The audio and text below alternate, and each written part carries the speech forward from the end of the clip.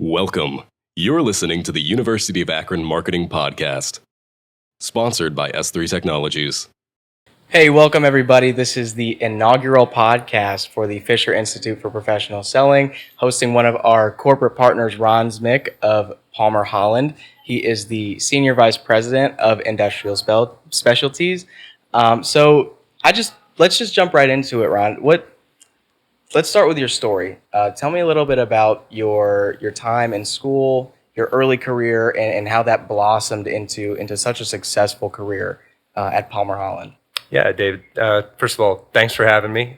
Pleasure to be here at Fisher and University of Akron. So, I've been looking forward to this since you and I started talking about this earlier this summer. But I guess from an education, in terms of how I ended up where I'm at, it starts with, education. I'm a degreed chemical engineer with a concentration in polymer and surface science. So that naturally coming out of school, pointed me in the direction of the chemical industry where I've served the last 30 years. But honestly, there's a few things that I kind of prescribe to. Some core beliefs, I guess I would say. Number one, hard work makes up for a lot. People ask me, hey, I never had, it wasn't an ambition to get where I am today, but rather, hard work makes up for a lot. I've always been a believer that you can lead from any position within a system. So even shortly out of school, in junior roles in the industry, trying to find opportunities and look for avenues to which I could lead a team, lead an effort, lead a project. And then, lastly, I'd say, maybe you've heard something similar. The most important job you'll ever have is the one you have right now. And controlling what you can control, mastering your craft, being the absolute best at whatever it is you're doing right now. And inevitably, people are going to take notice and, additional opportunities are going to present themselves. And, all of a sudden it becomes a choose your own adventure book, deciding which path you want to take. Yeah. So going off of what you were talking about, finding, ways to lead in those introductory stages of your career, can you tell me a little more about just for our first year students who are just getting into that entry level, in college, or even for those who are entering their career, how can students go about finding, ways to lead in those positions? Great question. I think for me, it starts with, both a respect for the difference in generations and recognition of the difference in generations. So, to me, no generational gap, I'll call it, I think is any different. I mean, it's like, kids, when I was there, I don't think that's it. Things change for sure, but recognize as, a graduating student, 22, 23-year-old, young man, young woman entering the workforce, that you're going to be going to work for a company inevitably, I think, regardless of what industry or field you're in, with a workforce, with certainly a component of individuals that own the same skill set and have some of the same knowledge, but, inevitably a component of the workforce that looks like me and, has been doing this for 30 years and maybe had success. But maybe, you have biases and you get, lured into, hey, this is what's always worked for me. So, I mean, just, recognizing that and knowing that you're bringing skills. I mean, have confidence in the fact that you're bringing skills, you're bringing knowledge, you're bringing talent that, frankly, despite experience, despite accolades, despite position, that individuals with that company that you might be joining, they're not going to have. And being respectful of the difference and being respectful of the success, but looking for those opportunities to reach out and say, hey, I think I can help here, or I think I can help there, or have you ever thought about doing that differently? Those types of questions, and just see where it leads. Interesting. Yeah. So taking that initiative is really what I got from that. And so my follow-up question then becomes, when students do take that initiative, and they do decide to run for an elected position in a student organization, for example, or when somebody may get a promotion in their job and now they are, by title a leader of a group of people, how have you adjusted to those moves that you've made early on in your career? Like, what learning experiences did you have? Yeah, and two things come to mind, and they kind of go hand in hand, right? Um, Seeking an environment, so in the spirit of pursuing an opportunity like that, seeking for an environment that's safe, psychologically safe. And what I mean by that is, you know, you know, it's okay to fail. It's okay to make mistakes. It's okay to step in it. And and having the comfort and the confidence to know that you can step out, you can take risks, you can ask questions, maybe to some extent, sometimes out of ignorance, and know that there aren't going to be any repercussions. Knowing that as you're trying to take initiative, as you're trying to either aspiring to a leadership role, or to your point, once you're in a leadership role, and I think maybe what goes hand in hand with that, as a leader, once you're in a leadership role, being comfortable with the fact that you will make mistakes, showing vulnerability. To me, one of the key to any great leader that I've looked up to or been around, this vulnerability aspect. Hey, listen, that's the senior VP of Industrial Specialties at Palmer Holland. He still screws up from time to time too, and you know what? He owns it. He recognizes it. He's okay with it. If he can screw up, I can screw up. So. Interesting. Yeah, I think that's a really good answer, and that's encouraging to a lot of those who are nervous. I remember when I first jumped into my my leadership role as like a student success leader. That was I was worried. Like, I wanted students to become engaged and involved, but I was, you want everybody, you want to take the whole herd with you, but how do you overcome those challenges? And I think that's a very profound word of advice. For students moving towards, demystifying Palmer Holland, if you will. For students who may not be familiar with Palmer Holland, can you give us a big picture overview of what industry Palmer's in, what it is that Palmer Holland really does? Just give us like a big picture overview of that. Absolutely. So, we are in the most technical sense, we're a specialty chemical and fine ingredient distributor, North American, base, headquartered right here in Northeast Ohio and in Westlake. Just celebrated our centennial, our 100th birthday in July, so pretty neat feat. But by definition, we're a distributor, so we buy product from manufacturers, and then we turn around and resell what we call factory packed goods to consumers of those goods. In this case, again, specialty chemicals and fine ingredients. But for us, yes, we do that. Yes, we bring the traditional logistics component to our value proposition. But really, at the core, we're a sales and marketing organization. Yeah. Sales is king. Everybody has a sales role in our organization, whether your business card says sales or not. But yeah, we have two divisions. So we have an industrial division that I look after. 3 businesses within that division. One is an acronym. CASE is an acronym for coatings, adhesives, sealants, elastomers. We have an engineered materials, or more commonly known to as plastics business, and then we have an industrial lubricants business. So quickly, just to give you a feel for customers that you would know from a coating like Sherwin-Williams, PPG. Okay, those are some of the larger ones, but those are the types of companies that we're selling to. Engineered materials, so think of any and all things that we're not selling to people that are making plastic products, but rather that are formulating plastic polymers that then would sell to anybody who's molders, extruders, converters, so on and so forth. And then our lubricants business would be companies that effectively make any type of industrial lubricant other than passenger car motor oil. So gear oils, hydraulic fluids, greases, so on and so forth. Then we have a consumer business, consumer and life sciences division, comprised of 2 businesses today. One is a health and nutrition business, so it's an on-trend, food ingredients business, selling into a variety of end uses. So food, beverage, confectionery, bakery, health foods, things of that nature, and then an ag, a crop science, crop protection business.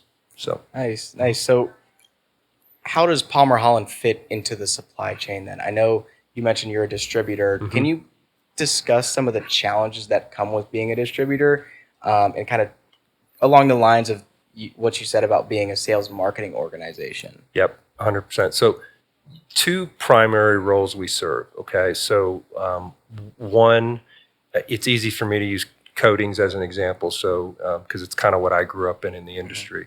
I mean, 20 years ago there were over 1,000 paint companies in the United States. Now there's less than 200.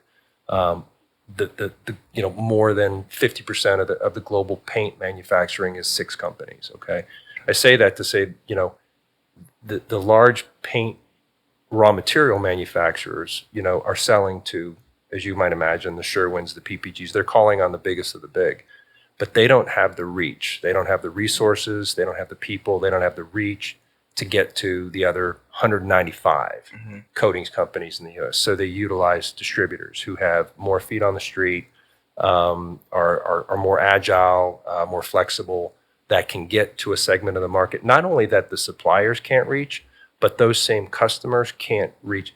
There are plenty of small to mid-sized paint companies here in Northeast Ohio.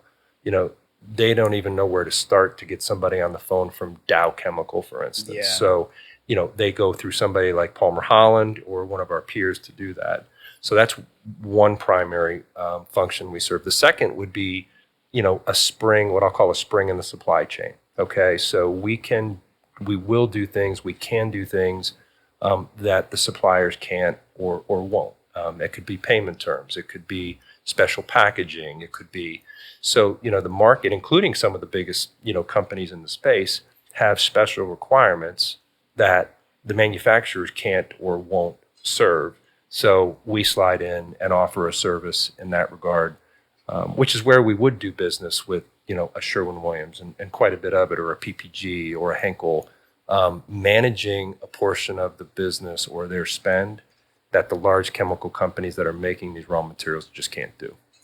Yeah, and that's I'm really glad you highlighted that second part about being a spring in the supply chain, because over my summer at Palmer Holland, my biggest takeaway was how important value proposition is. What value, does Palmer Holland bring other than being a distributor that companies, it's easier to call up. There was a whole list of value propositions at Palmer Holland. So in what ways does Palmer Holland leverage those value propositions to, number one, build relationships, number two, make them stronger and create new opportunities? Great question. And you hit on something, and it's part of our company mission, and it does tie into value proposition, but it starts with company vision, company mission, company purpose. And our mission is to create connections. Our mission is not to sell chemicals or be a distributor or have logistics excellence. Our mission is to create connections, and those connections are with our supply base. Those connections are clearly with our customers, our own internal employees, a number of key stakeholders, market influencers, and our communities. That's at the root of it. And from there, I think stems, value prop. The second piece that I would say,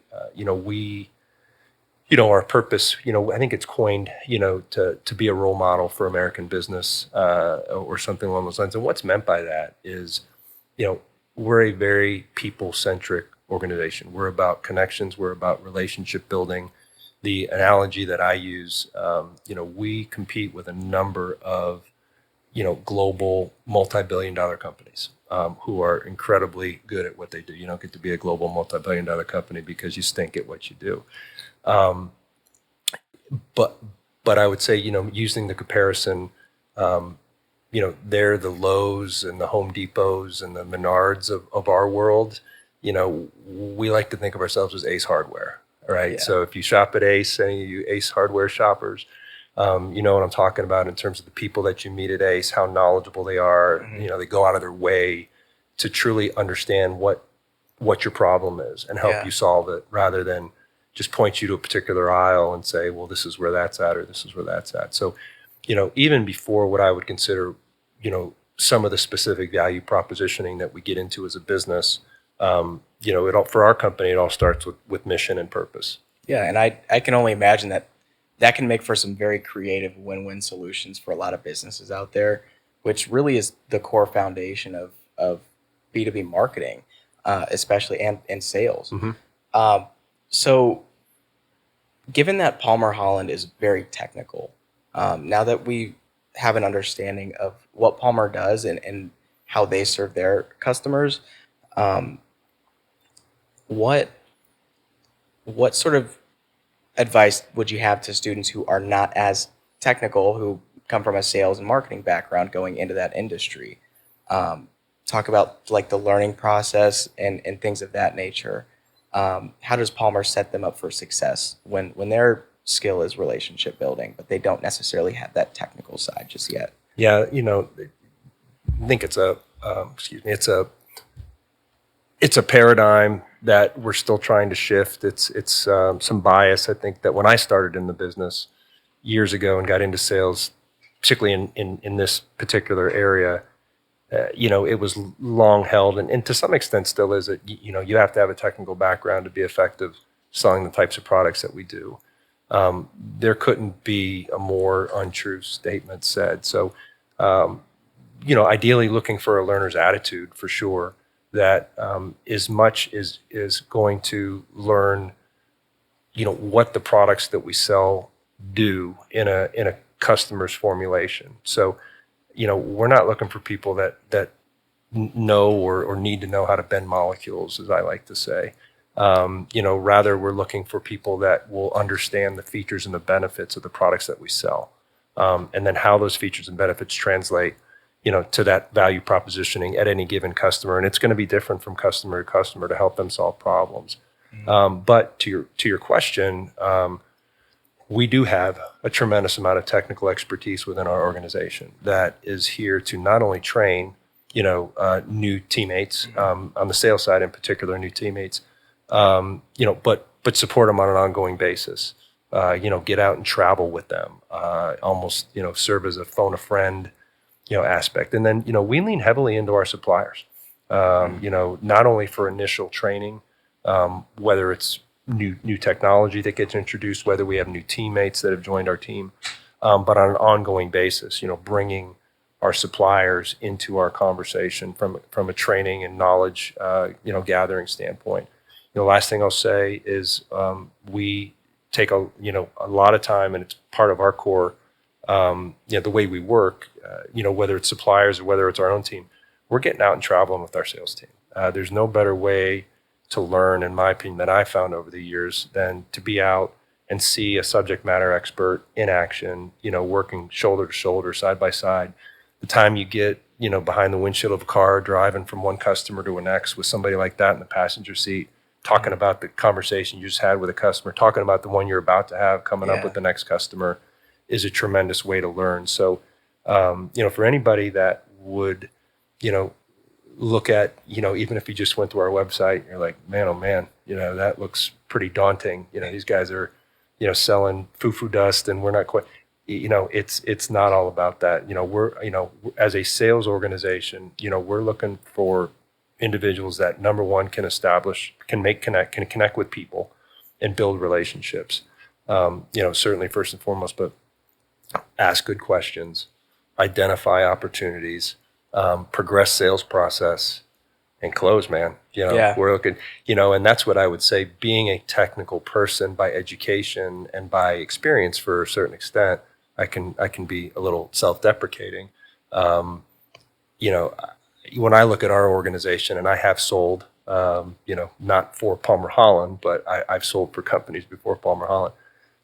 I look at our team and I'd put myself in the bottom quartile of true, sales skills, salespeople, in terms of, the types of people that, that we hire in. But yeah, I mean, I've looked, I've seen a number of technical people that can get in front of a customer and they can spew knowledge, but they can't close. I mean, they can't, and at the end of the day, that's what it's all about, right? Mm-hmm. ABC, always be closing. So, yeah.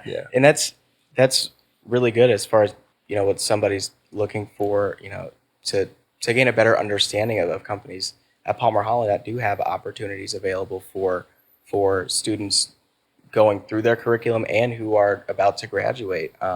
So that sort of brings me to my next question, about the opportunities that are at Palmer Holland. Mm-hmm.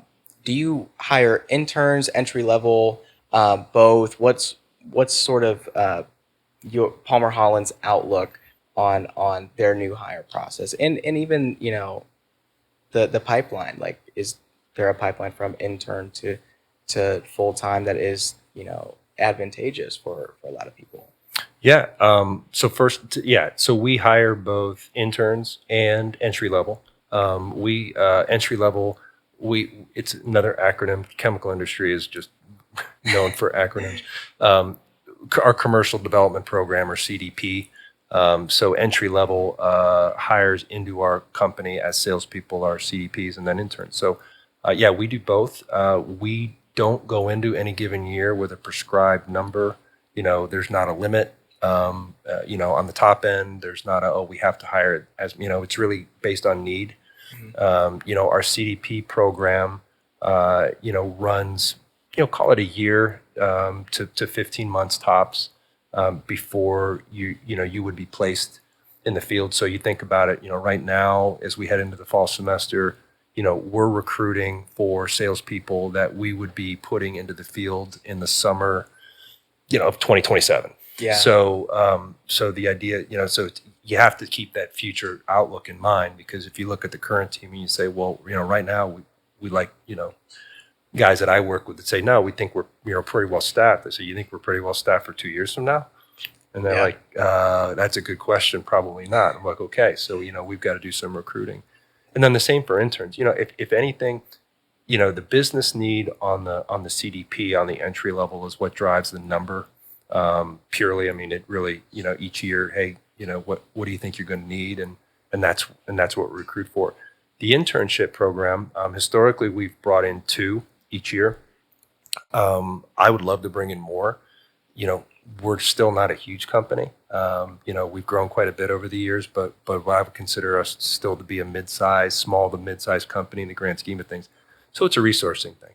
How many interns because the last thing we would want is for the experience, for an intern to fall flat.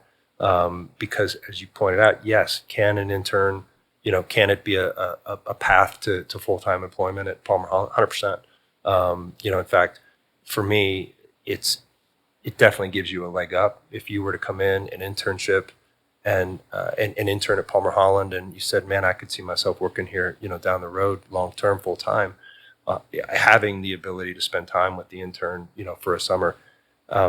Does that mean if you wanted to go try an internship somewhere else, if you had an opportunity, if you were an underclassman and you had one more year, I wouldn't. I don't really go so far as I certainly wouldn't discourage it. We're not necessarily saying, hey, you can't come back and work at Palmer Holland either. But getting that internship experience, when we hire interns, we're hiring interns with the idea of, we see something during the interview process that says this person could come work for us full time. Mm-hmm. Maybe it's next year, maybe it's 2 years, but whenever they graduate school, they would come to work for Palmer full time. Yeah, and I gather that Palmer Holland has an outlook on their intern program. They take it very seriously. So can you give us an idea of what that intern program looks like, and some key details on how Palmer Holland differentiates themselves when it comes to the internship experience? Absolutely. For me, what's critical, and the role I've played, at times now and over time, over the last several years with our program, is, while project focused, and that's primarily due to the timeline, right? So, the idea that, you're going to have an intern for 10, 11, 12 weeks, so you're looking for something project focused that has a finite start and end to it as best as you can. However, I want internship experiences to be, the work is the same work that we are doing as a company. These aren't special projects for interns. These are, so as we get into, any given year, I'm involved with the process. Like, okay, we're going to have 2 interns starting with us in May.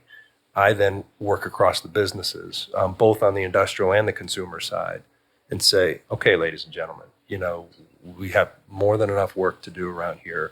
What work is being done right now by us, full-time employees, some of which are very experienced, very tenured, that we could see fitting into a 10 to 12 week window by way of a project. So we're not coming up with ideas. We're not like, oh, now we got to come up with something for the interns to do. It's no, let's take a look at everything we're doing today and let's bring them in to work alongside, somebody senior, somebody to say, all right, here's what I'm working on. I'm going to ask you to be responsible for this piece of it. Let's lay the scope out and go from there. So to me, it's, I was fortunate to have one internship experience. Funny story about my pursuit of internships way back when. But, I would say while it looked good on a resume, because of, with whom I interned, and it wasn't a great experience, right? It was boring. I didn't feel part of a team. I felt largely just self-directed work and, made a nice paycheck. But I still remember that, 35 years later, and say to myself, I don't want our interns to have an experience like that. I don't want them to be bored. I don't want them to think that we just kind of push them off into the corner to work on something that nobody cares about. I want them engaged with our commercial teams, and I want them working on the same stuff that our commercial teams are working on. Yeah, and just speaking from my own experience, kind of to give a student's insight on that, as far as somebody who has had that experience and is now back in class. I'm taking B2B marketing this semester, and let me tell you, it has given me such a different outlook than I had anticipated going into the class.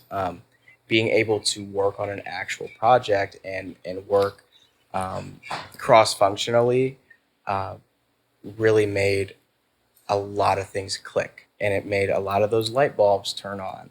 I would agree that is a very valuable experience for students to have real experience, and not just something that was thought of,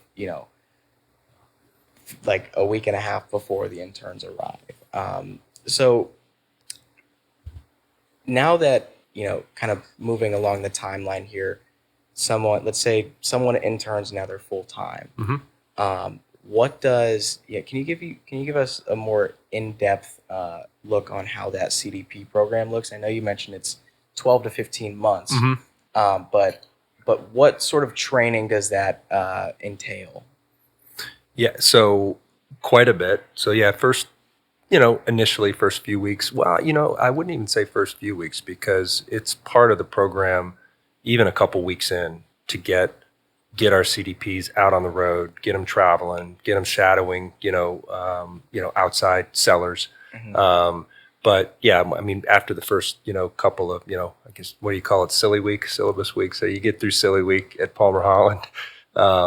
And it's a combination. So there's three aspects of the training. Okay. Well, let me take a step back. There are three aspects of the training, but what is over the top of the whole thing is understanding what it is and how we do it. And that's, in-depth time and knowledge, not necessarily doing the job. So it's not a program where we say, okay, for the next 6 weeks, you're going to be a customer experience specialist and you're going to take orders, or you're going to work in accounting and you're going to do pricing, right? However, we do set up appreciable time with all the different functional areas in the business, with, executive levels on down, so that the CDPs understand. Because listen, at the end of the day, as a seller, you're going to find yourself in the field, managing a territory, working out of your house, and you're on an island. And, it's the staff back in Westlake, Ohio, that's got your back, right? Mm-hmm. And so building those relationships, but gaining an understanding of what all those roles are, what all those functions are, how what you do as a seller impacts them, decisions that you make, getting that understanding so that you can understand how your decisions or your behaviors as a seller impact them and their ability to support you. That's over the top of the entire program, right? Okay. Then the training itself breaks down three ways. One would be, what I would call just sales training, and we call it the Our Way program. We've got a certain way that we do things at Palmer Holland, and that's what in terms of sales, and that's what the program focuses on. A lot of that is both that part of the training has, I wouldn't say nothing to do, but has little to do with the time that you're in front of a customer. It has everything to do with all the time leading up to when you're in front of the customer, and then everything that where the expectations are after you walk out the door, and what we ask of our sales team. So there's that. There is the call it the product or technical training for sure. Learning our products, learning our end use markets, learning how the products fit together, how you can bundle. Kind of if a customer's buying this, 95% of the time they're buying this or they're buying this. So getting that basic training. And then the last would be the tool aspect, the various tools at your disposal at Palmer Holland to be successful, the tools that are absolute necessities for you to be effective in terms of what you're going to need to go to, what you're going to need to review, what you're going to need to be able to analyze. So, I'd say, from 10,000 and maybe down to 3,000 feet, that's what you can expect in the program. And then, as that learning takes hold, then you spend more and more time out in the field. Initially that might start with shadowing. Then it moves into you take a more active role. You're setting up the agenda. You're reaching out to the customer. You're setting up the call. You're still likely in a supporting role at the meeting. And then inevitably, within, short order, you'll get an account base of your own. It won't be your account base on a going forward basis, but you'll get an account base of your own where you'll be doing all the work. You'll be setting up all the meetings. You'll be doing all the reporting. So when those who go through the CDP program at Palmer Holland, and then now they're in their territory, their customers are theirs, they are the ones setting the meeting and taking that initiative. What does a typical sales process look like in that role at Palmer Holland? Sure. Okay, just to clarify, the sales process in terms of working with a given customer, or more along the lines of what does a work week look like, or both? Let's do a little bit of both. Go ahead and start with the work week. Sure. And how salespeople might set themselves up for success that week, and then how they would go about that process throughout the week. You got it. So, just kind of, so I'll preface the whole thing by saying that, time is finite, right? We all have 24 hours in a day. So it really comes down to priority management. Monday's your office day. So as a seller, Monday's your office day. And listen, none of this is without exception, right? But Monday's your office day. Each of our teams, regional teams, have standing Monday meetings. So you're going to have your standing Monday meeting every week with your team, your manager. Maybe not every week, but every other Monday, you're meeting with your customer support staff, customer experience specialist, or, just to, keep your opportunity pipeline updated, following up on samples, that sort of thing. You're doing some sales analytics, in terms of your current book and your current run. And then usually, we like to say our team usually are 2 to 3 weeks out with having meetings on the calendar. So now you're looking out and you're saying, okay, when's the next week? And you start setting up meetings for that week, figuring out who you need to go see. So that's your Monday. Administrative in nature, planning. Tuesday through Thursday, 9 to 3:30, that's prime time. That's on the road in front of customers. Now, mind you, things have changed quite a bit over the last 5 years. We are still a company that not only prides itself, but the job is, we want you in front of customers. There is a time and a place for teams, for virtual, but for the most part, we have definitely gotten ourselves back to, getting in the car and getting out and spending time, building those relationships, making those connections. So, a few, 2, 3, sometimes 4 even meetings a day. Maybe you're building in a lunch, with a customer, that sort of thing. Then Friday is a little bit of a balance, right? Maybe a morning call, maybe a lunch call, but then, kind of tidying up the week on Friday afternoon administratively, so you're not, slave to your laptop over the weekend. So I just, then there are things that get peppered in there, right? There are trainings that get peppered in with suppliers. There are trade shows or conferences that you may be asked to attend, that you build in. As far as sales process, it's pretty, I don't go so far as to say it's typical, but, it starts with lead generation. So you're at a customer, and lead generation would be, there's an interest. And there may be a great interest, and there may even be an interest so much that you're able to get a sample of a particular product to a customer. But that's not an opportunity yet. An opportunity for us is, you have to have three things defined. You have to have, because our suppliers speak in terms of sales volume, right? That's what's important to them. They're looking for us to grow volume, sales pounds. Yeah. So the first thing you need to have is you need to have a pretty good idea of what the total volume is of the opportunity. Okay. That could be weekly, monthly, quarterly, annually, define it. But hey, okay, I got a feel on volume.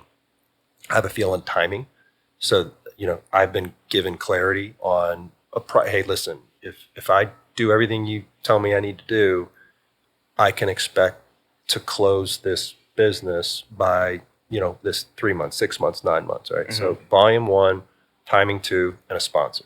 You have to have somebody inside that customer that isn't they're going to, when I say sponsor, not that they're going to wave your flag per se, but they're somebody that will commit to get over the hurdles, get over the obstacles, help you get over any hurdles and obstacles that may present themselves, as you're working the sales process. So if you can get those three things committed, boom, now you've got an opportunity. So then that moves into, boom, opportunity generated. That then moves into value propositioning. You talked about that. So that's where the bulk of the selling gets done. You're working with the supplier, you're working with your manager, you're working with your teammates, with the customer at truly working them through the process of evaluating new chemistry, but why they're doing it, right? Then you get to negotiation and ideally approval, but negotiation would be the fourth stage in our sales process, where clearly there's some selling still going on, but the bulk of the work, hey, they've looked at your product, they've approved it, they've tested it, it looks good, logistics have been ironed out, and you're getting down to maybe the final stages, and then close, and hopefully closing more than you're not, well, you're always closing. Ideally, for me, closed lost is better than never closing at all. Like closed lost means, okay, I didn't win that opportunity, but I gained an understanding as to why I didn't. Maybe it was a product thing, maybe it was me, maybe it was our company. Like, what would we have needed to do differently? I won't even say better, right? What would we have needed to do differently to flip that to a closed one? If you get a closed lost, but you get clarity on that, that's helpful. That's helpful to you. That's helpful to our supplier, versus an opportunity that you keep open forever and ever and ever because you think, oh, I'm going to close this and I'm going to win this and I'm going to win this, and it just keeps kicking the can down the road. So, what are some misconceptions that salespeople might have in a B2B sales role? From your experience, 30 years in the industry, are there any misconceptions you had, and how did you come to learn about those in depth? I don't know that I'd say it's a misconception, and it's not completely void of emotion, but I would say B2B sales is not emotional. It's not driven by in industrial. Okay, I my peer that looks after our consumer business would be able to speak more intelligently to that. But I would say it's not an emotional sales process. It is absolutely a problem-solving, solutions-based sales process. So there's some brand recognition that certainly helps open doors, but you're not falling victim to or prey to, by and large, emotion outside of maybe relationship, right? I mean, I think that's something that we keep in touch with. But no, it's a pretty, I sold. I worked for a company prior to Palmer Holland where it was a heavy contractor-based sales base. So you were selling to. I mean, in effect, it was still B2B, but you were selling more to an individual. You were selling to the actual individual that was doing the work, that was applying the product. And that was a little bit different than selling to a company that's making the product. And yeah, there you'd get some emotion, you'd get arguably some irrational behavior that would flow in. I would say in our world, in the B2B world, that's not something that you contend with. You're dealing with practical, rational, pragmatic people that, aren't always, here's the other thing too, I'd say about B2B, again, not without exception, but price falls pretty far down the list in our world. You have to be competitively priced, but we don't operate in a segment of the market. We don't sell commodities, so we're selling specialties. So we're not operating in a segment of the market that's going to come down to pennies or a half a penny, or it's about performance. It's about security of supply. It's about overall consistent quality. It's less about, hey, I need to have the lowest price on anything. That's probably one of the things that I thought coming in. Well, hey man, I've had the fortune really over my time to work for companies that led the market in pricing. Palmer Holland works with a number of global tier one, best in class principals who, more often than not lead the market in pricing. We're really, really successful with those principles. And I think that's something that would bet a misconception that, oh man, listen, the only way that I'm going to have any success and build volume is to make sure that I have the lowest price out there. Rarely do we have the lowest price out there, yet we can be wildly successful because again, that's not paramount to these customers. Yeah, you're bringing value in different ways. Yeah. So moving into career advice, more career focused, more of a career focus for students watching this podcast. What are a few things that students can do right now to make themselves more career ready? When you look at who really comes into Palmer Holland and is like a shining star. Three things that this is actually a pretty easy question for me because they're pretty stark for me. One is, and maybe with the age of AI, it kind of comes hand in hand with prompting, but mastering the art of questioning, and not only mastering the art of questioning, but just being curious. Ask more questions, make less statements. That would be the first thing. Is if you find yourself, if that's an area, particularly in sales, if you find that that's an area that you feel you're deficient, definitely work on the art of questioning. What makes a good question? More importantly, what constitutes a bad question? And that's just not. I mean, to me, that's life. That's professional. That's personal. I've made the comment that other than just the annoyance of answering somebody's question with a question, it's almost always better to ask a question.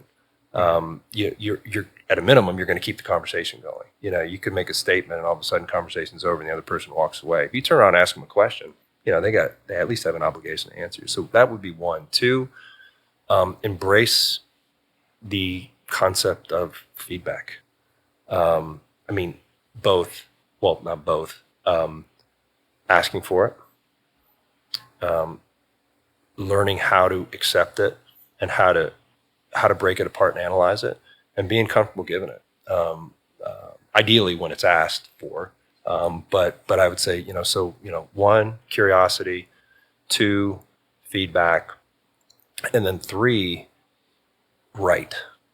I think as a society, in some cases, we've kind of lost the art of writing, and that's not to say that, listen, I text all the time. I text professionally. I text personally. I use email like crazy. I mean, all that stuff is highly relevant. But I think to some extent we've forgotten, how to truly write. And as you're embarking on a career, sitting down and writing, what are your core beliefs? What's your worldview? What do you love? What's your identity? The things I think that's important. To think that, listen, it'd be great, we've been very fortunate with some of the teammates I have that we've hired out of Fisher and over the years that we've hired straight out of college, university. Some of them are still, they're in their 14th and 15th year with Palmer Holland. And that's, these day and age, that's unheard of, for anybody, let alone somebody right out of school to be with the same company that they started with at 22. But regardless, I think, spending the time to determine what exactly, it's not a matter of, hey, is this company going to be the perfect fit or am I going to get the perfect job? But really having clarity on those things in terms of, again, worldview, beliefs, who it is you are, what are the things you love? When I say love, what are the things that give you energy, right? Yeah. You have to find a job, you have to find a role, a career that is going to provide you that balance. Because inevitably, any career you embark upon is going to have, I don't know, I would guess, maybe there are some people out there that just love every minute of every day they're working. I love what I do. I can't say that I love every minute of every day, but I have I have plenty of work that I get to do that brings me energy, that helps balance out the, parts of the job that sometimes sap that same energy. So. Yeah. And something you and I have discussed over the course of the summer, and we touched on it early on in this podcast. It's about intent-based leadership. Could you, given those three items that you just shared with us, could you give us a brief overview of what intent-based leadership is and how it can allow students within the College of Business and really within the institution as a whole to take more initiative and become more career ready? Yeah, intent-based leadership is a philosophy that I was introduced to 7 or 8 years ago. Just quickly, if anybody's interested in watching a 9 to 10 minute little clip, there's a clip you can Google it. It's called Greatness. If you were to Google Greatness, David Marquet, Marquet, you'll get this little 9.5 minute like animated clip that pops up, and it really does a good job of summarizing intent-based leadership. But it's based on the story of a former Navy nuclear sub commander that turned the worst performing sub in the Navy around to the best performing sub in the Navy in a year. And he did it in an environment that you would normally think is just you follow orders, right? The commander gives the orders and then everybody down through follows. And he actually built it back up, and he built it on a philosophy of pushing decision-making authority down through the organization to those that are closest to the information, right? So for instance, the idea of me making a sales decision at Palmer Holland, I'm a little bit away from the action these days. I miss it, but I'm far from an authority to make a decision on what an individual salesperson should or shouldn't do in a particular case. They're the ones closest to what's going on.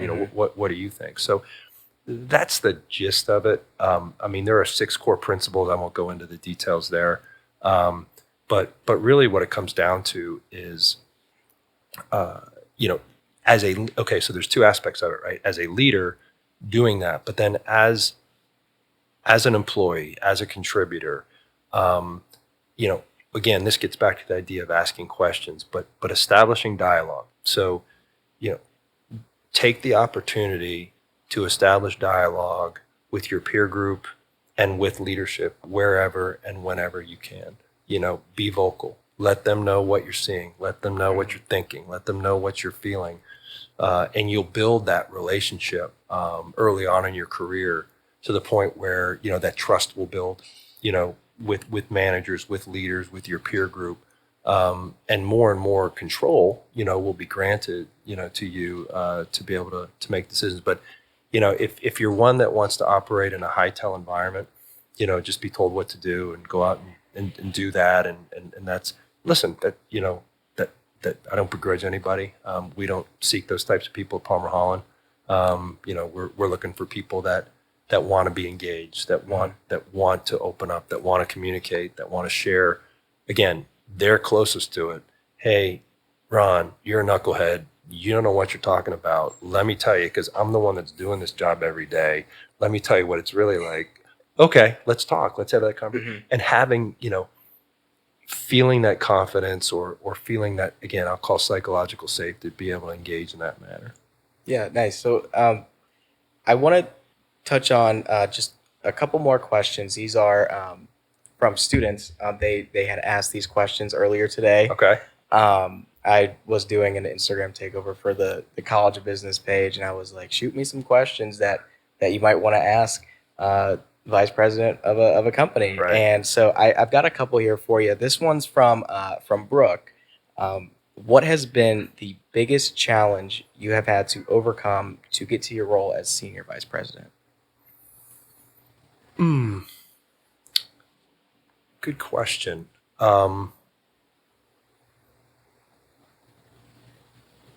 Work-life harmony. It's you can get out of balance. You can let your ambitions get the best of you. Not so much, within the organization, as far as letting your ego go unchecked, and but wanting it so badly, that you kind of get yourself into tilt mode and you can't get out. And finding a way to keep that balance. I'll come back to worrying, not worrying about the next job.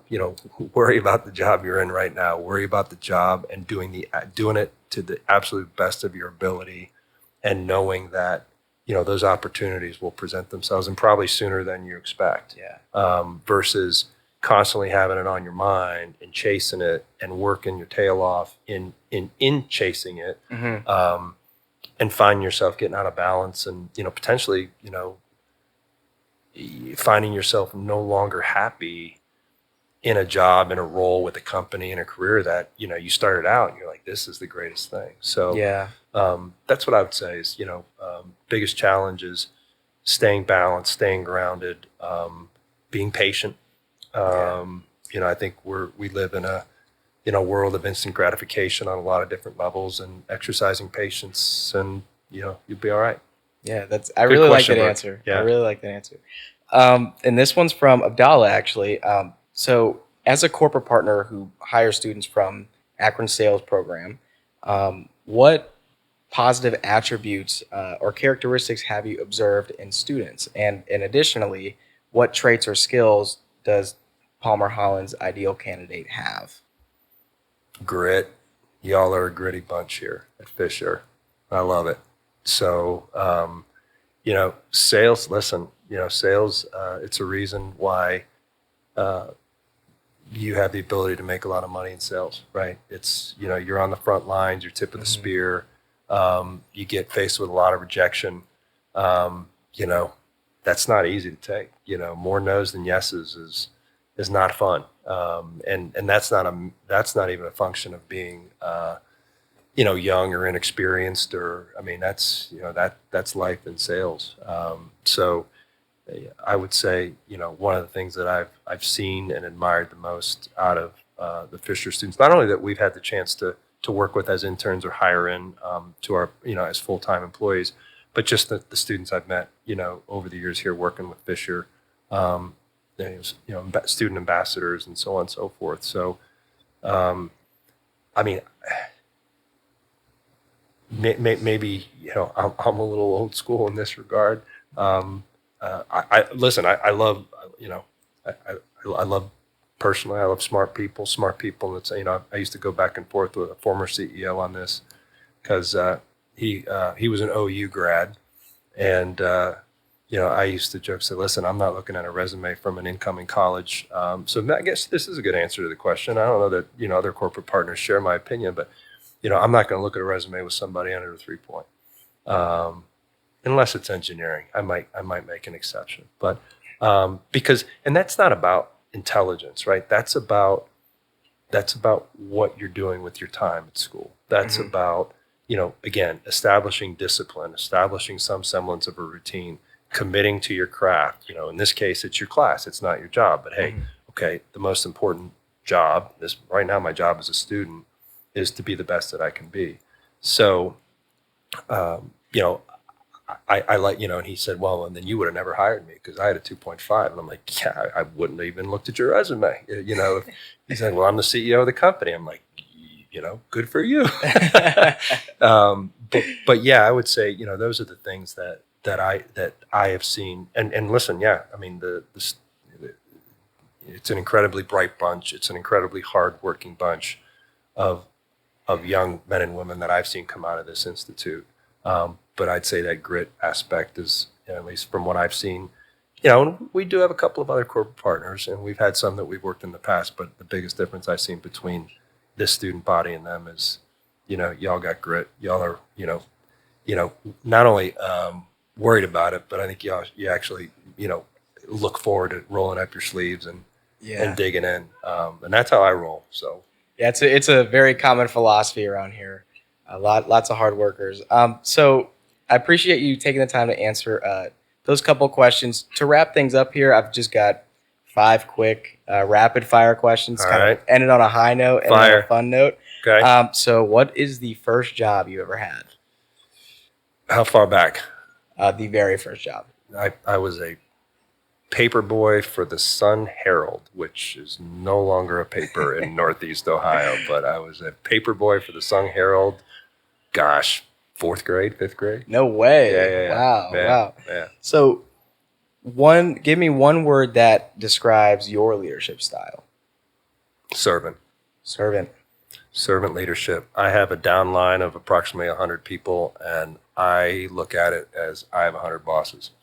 And whatever I'm doing, if I am holding whatever, if any of those 100 people are relying on me to get something done so that they can do their job, that's a problem. So, or not a problem, that's a priority is what I should say. I really like that answer. I think that's pretty cool. It's a different way of looking at it, than what's typically the typical perception is.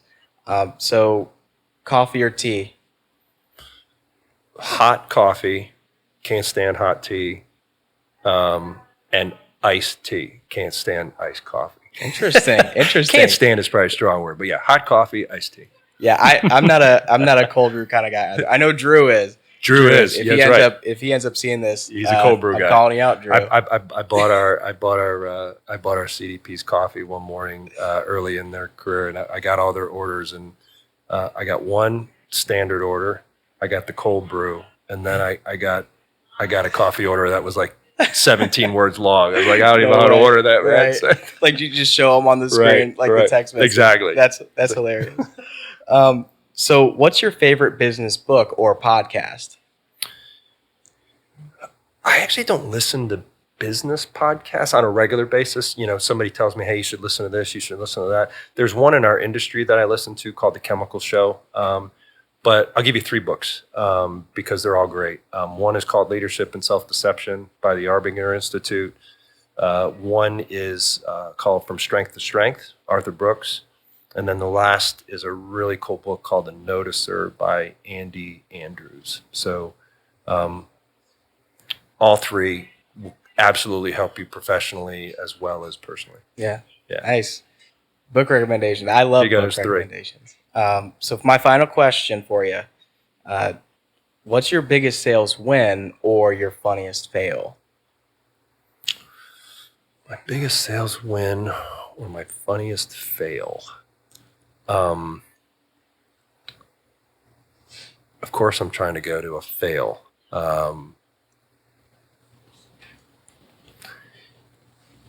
It's hard for me because I haven't toted the bag, as they say, for some time, and I've lived in our company. I've lived in the supplier world, or the principal world, for so long. I'm gonna kind of dodge the question, but primarily because I don't want to name a company specifically. But I would just say that the biggest thrill that I've had is, which would be a win, would be, in our world, when you win on the supplier side, when you bring a new supplier on, or you grow the relationship to another part of the country or even another part of the world, you do that at the expense of an incumbent distributor, right? Mhm. So the supplier decides to make a change, and they say, okay, you know what? We feel we need to make a change. We're going to move away from them, and we're going to move to you. Those tend to be wins in the millions or even tens of millions Wow. of dollars. Yeah. So it's a complex sale. It is selling. It's a team sell for sure. Yeah. And it's incredibly gratifying when you win one of those. And it's not just because of the top line impact to the company, but because of, the work that goes into it, the team selling aspect, long sales cycle. And when you win one of those, it's a pretty big deal. And we celebrate it as a company. Oh yeah. Yeah. So my real final question to really close us out here, if you could give your 22-year-old self advice, what would you say?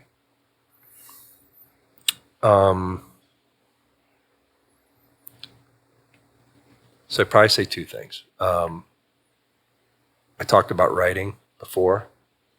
Write, get back, just write consistently what you're thinking. Keep a diary, whatever it takes. And then just seek clarity in everything you do. Seek clarity, provide clarity. Huge leadership, I think, lesson to be learned. People tend to focus on the who when something's being asked. CEO wants this done. Oh, well, I better do it.